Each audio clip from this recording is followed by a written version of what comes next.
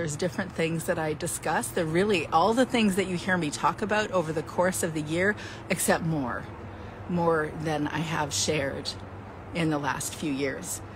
If you haven't met me already, I'm Teresa. I'm the life coach and homeschool mentor here at the Homeschool Mama Self-Care account. You can find me on my website, capturingthecharmedlife.com, and on my podcast, Homeschool Mama Self-Care. So these 8 elements that I've learned, I didn't learn them easily.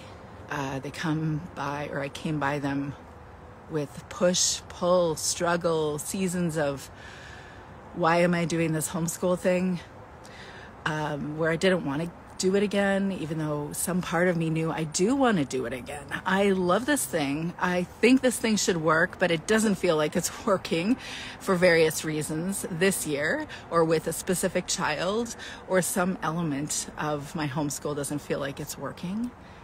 And yet I've come by all these 8 elements the good old-fashioned hard way, and you can too, and maybe you already have. Maybe you're a veteran homeschool mom that's watching this and going, yeah, I wish I actually had somebody to walk alongside me to help me go through those things, but I learned it the good old-fashioned hard way, and you can too.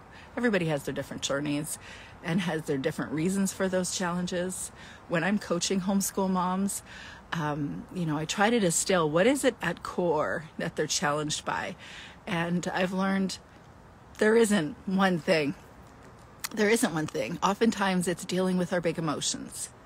Oftentimes, like our big emotions, not just our kids' big emotions, but oftentimes it's dealing with our big emotions. Or maybe sometimes it's, trying to figure out, how do I lean into this child-led education, even when I'm homeschooling in a way that is, I'm kind of devoted to a method because I love this method. Like for me, I love Charlotte Mason. There was a certain point where I really loved unschooling.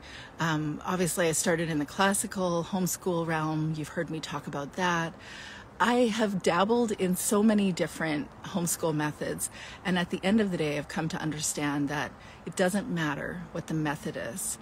You can incorporate those methods, you can use different principles from those methods, and they are beautiful. They make our homeschools really beautiful when we get to go down to the pond and grab our art and our drawing equipment and sit there and listen to a poem by Christina Rossetti and sketching things or using our watercolors. Those are such beautiful moments that we can incorporate from the Charlotte Mason method. But at the end of the day, it's about our kiddo, and is it working for them? Are we incorporating who they are, their natural aptitudes, all the things that they are showing you? Are we using that child as the center of this homeschool? And really, I didn't expect that at the end of my days, I would almost staunchly adhere to that one method. That above all the methods, all of the beautiful offerings that everyone has to share about how to do this home education thing in your home, the first thing is, who is the kiddo in front of you? And to me, they are a bit mesmerizing, because when one day you think, well, but they really love doing this, or they really like learning in this way, then give it 6 months and you're like, they don't want to do that anymore. What happened? Or I hear this a lot. People ask me about, they're about 8 years old, or maybe they're 6. I don't know that, because someone will say to me, how do I help my child prepare for their college because they really want to go into X program? And what do I do right now? And I just want to go, whoa, slow down the bus, girl. I have seen it with all 4 or 3 of my kids, but I've seen it with 3 of my kids. My 4th isn't there quite yet.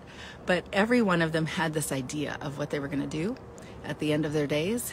And it shifted in months before they did their college programs or they graduated high school. And I don't know about you, what your story is, but in my experience, what I wanted to do when I was graduating high school and what I did in college and what I'm doing now aren't the same thing. So if that's the case for us as full-grown adults, then imagine what it's like for a child.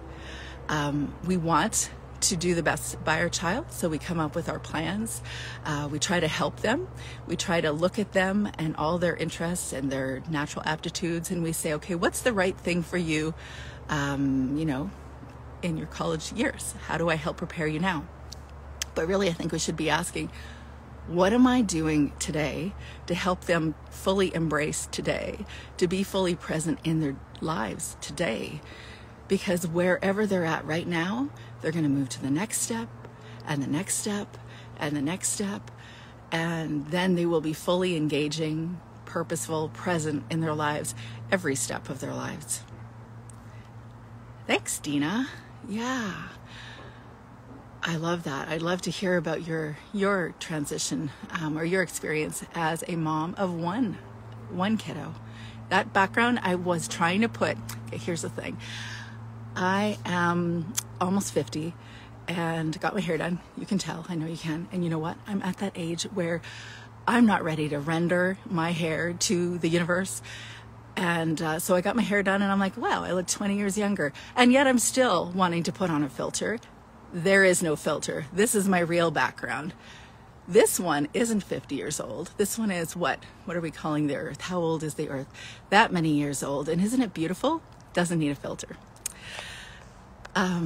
So, hey, from Italy. Are you kidding me? I love that. That's the one place I'm like, I think I should live there. About where I live is amazing. So what I was going to say is today, one of the elements that I share in this free class on Thursday, 1 p.m. Pacific Standard Time, is about child-led learning and how to lean in to child-led learning.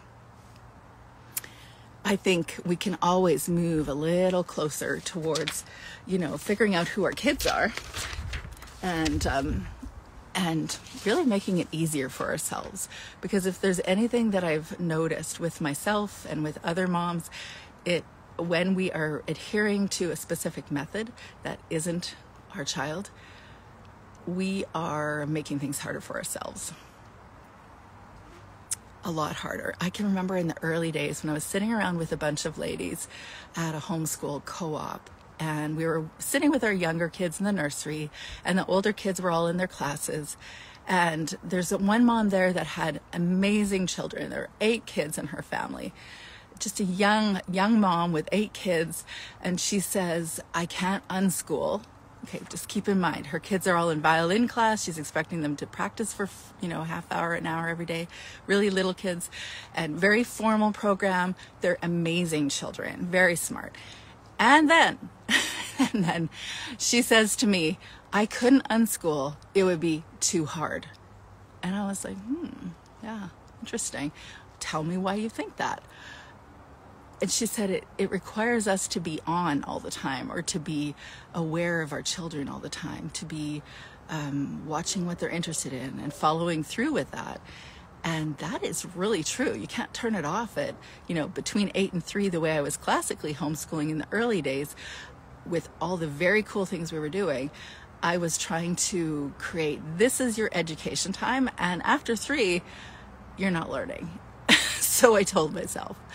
And after reading John Holt's book, How Children Fail, various other books around child-led learning, project-based homeschooling, unit studies, definitely unschooling, self-directed education, all the most popular self-directed education unschooling authors. I came to understand what they saw too, is that the number one thing I needed to do to enable more of a child-led learning environment is to get out of their way. To stop telling myself that there are certain things that they need to know by a certain time, or there are certain things that they need to know if they're in this grade, or they don't know as much as their sibling, or they don't know as much as the homeschool kids down the road. And it might be true, they might not, and they might know other things that those kids don't know.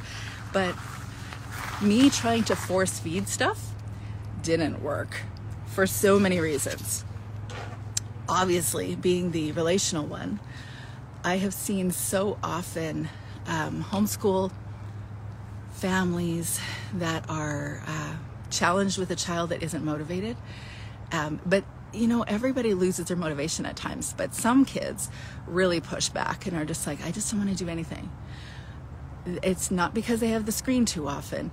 I don't think that's the core issue. They don't want to do anything because there's something going on in their relationship where they're pushing back on their parent.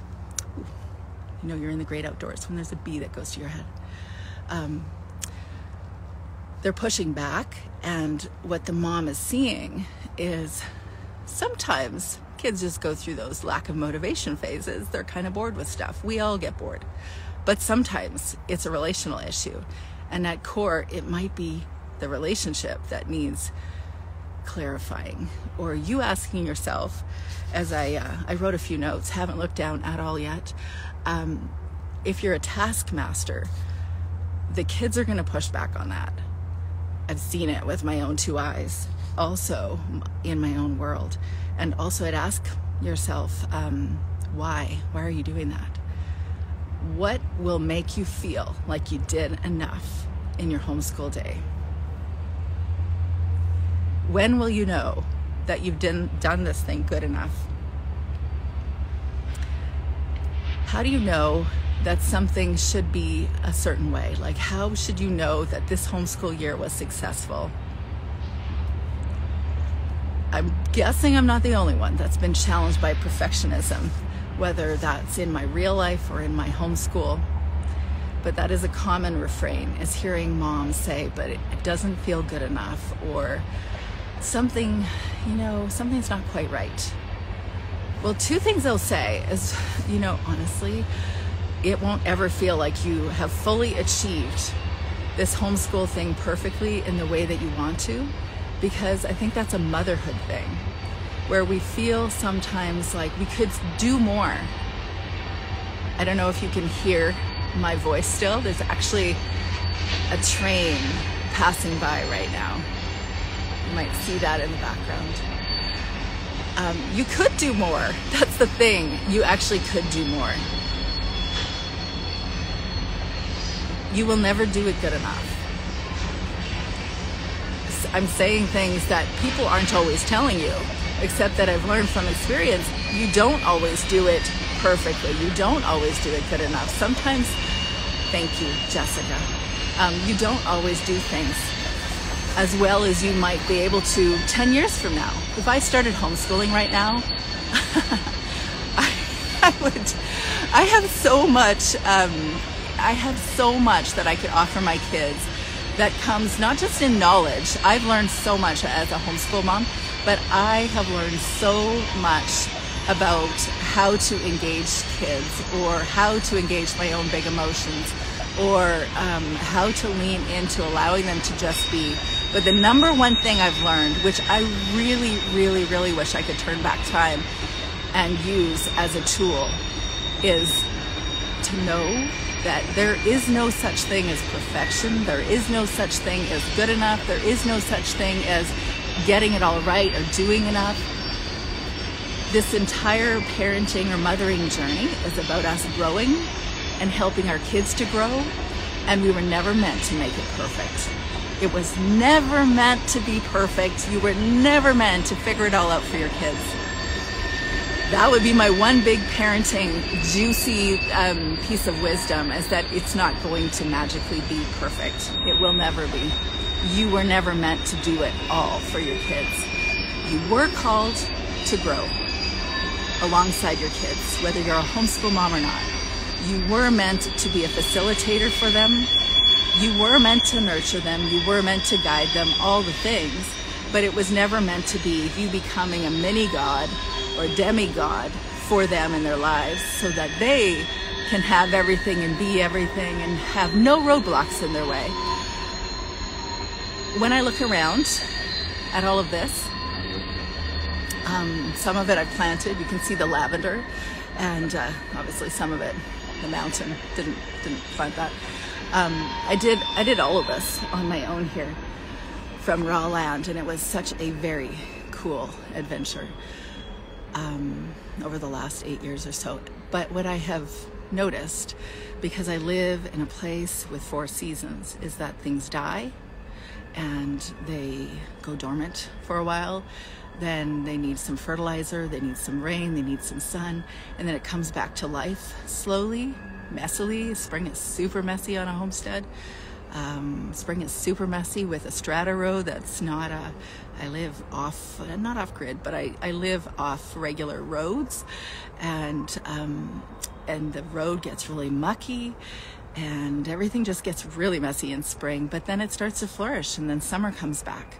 Summer comes back, and it's gorgeous, just like this. And it continues to circle or cycle from one season to another season to another season.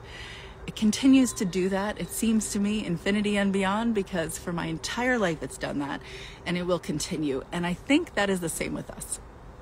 We're on some sort of growth trajectory just like this. And our kids are too. We were placed in their lives in a role of mothering and caring for them, helping them to become who they were meant to be. And that is all. We're called to growth. They're called to growth. And if I had known that one thing, then I wouldn't have felt like I had to be a taskmaster, making sure everything was lined up perfectly, that I was never missing a beat, always doing right by them, never making a mistake, and engaging in a way that I regret. And that I was always giving them every opportunity, that I was giving them a perfect education. Thank you. Nice to meet you too, Ev. So I would encourage you to be focusing on the child. Who is your child? Who were they meant to be? How can they be fully present? How can they be fully engaged in life, following curiosities, and, incorporating play as much as you can? Because you don't want to teach your kids to be obedient to boredom. You don't want to teach your kids to be obedient to a society that focuses on productivity as a base value. Productivity has its place, and also is not the only thing. Being fully alive, being fully present is what we want for ourselves and for our kids. And child-led learning is just a whole lot simpler. It's a whole lot less work, less push-pull with your kids, about embracing their strengths, getting out of their way so they can learn in a way that works for them. And, a thought on gaps. I wanted to mention that a lot of moms will talk about wanting to make sure that they don't miss out on anything, that they don't, they don't miss out on something for their child's education. But I'll tell you something. I have seen it so many times. I still feel compelled. 3 kids graduated. I still feel compelled when somebody doesn't know something to, fill in the blanks. I need to tell you something. Oh, did you not know that? Oh dear, that was me. I should have told you that. I should have found a way to teach you something. I still do that. And yet, they were never meant to know everything, because you can give that responsibility. Hi, Elizabeth. You can give that responsibility to God or Google or now ChatGPT, but it is not in your child's purview to know every last knowledge bit in the world. And if you saw the quote that I shared the other day in stories, there was a man who said that he didn't learn very much in school. The school even asked him to leave a few times because he was, causing trouble in the school. He was bored. He wasn't learning what he needed to learn, and he felt like the school was teaching him how to perform on a test, but not really to learn. And who do you think that is? If anybody's been following my stories, they'll have known. Maybe you've already heard this story, but it was actually Albert Einstein that said that. And I think that if I remember the story about his mother did find a way to help him create more time so he could do the things he was interested in. But he didn't find that space within the school. And you're probably thinking, yeah, and so thank goodness my kids aren't in school. Yes, that might be the case. But also, sometimes we bring that schooled environment home, and then we tell ourselves we're homeschooling and giving them all the freedoms, but we're not really giving them all the freedoms. Can I hear an amen? Can you hear the chicken clucking? She's my amen. This is my experience, is that you can create a really challenging environment in your homeschool because you're trying to force feed your kids. They will have gaps. I even saw one of my kids this week ask me something about, is this the First or Second World War? And my jaw dropped. Really? There's, planes flying overhead in this military scene.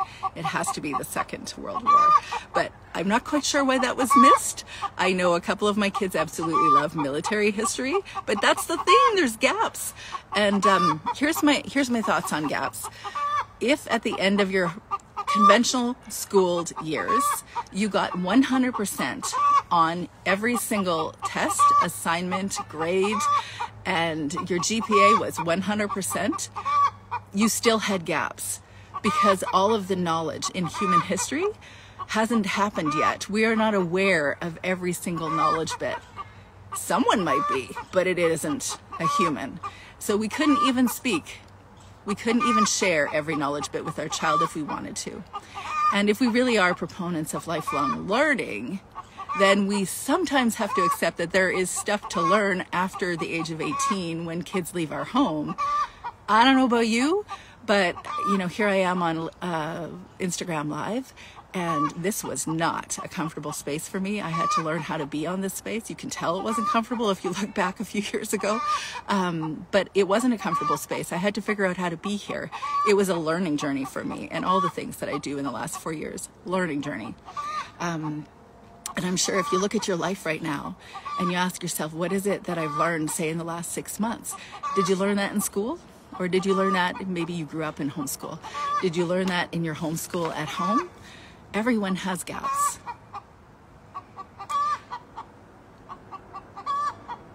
I firmly believe that it isn't in our homeschool family's best interest to staunchly ascribe to a particular homeschool method. We can borrow different things from different homeschool methods. We can enjoy them thoroughly, incorporate all sorts of elements from them, but we should be ascribing primarily to the child that we're homeschooling. So I asked before, what's your relationship like with your kid? Because it's influencing how you're they're engaging you.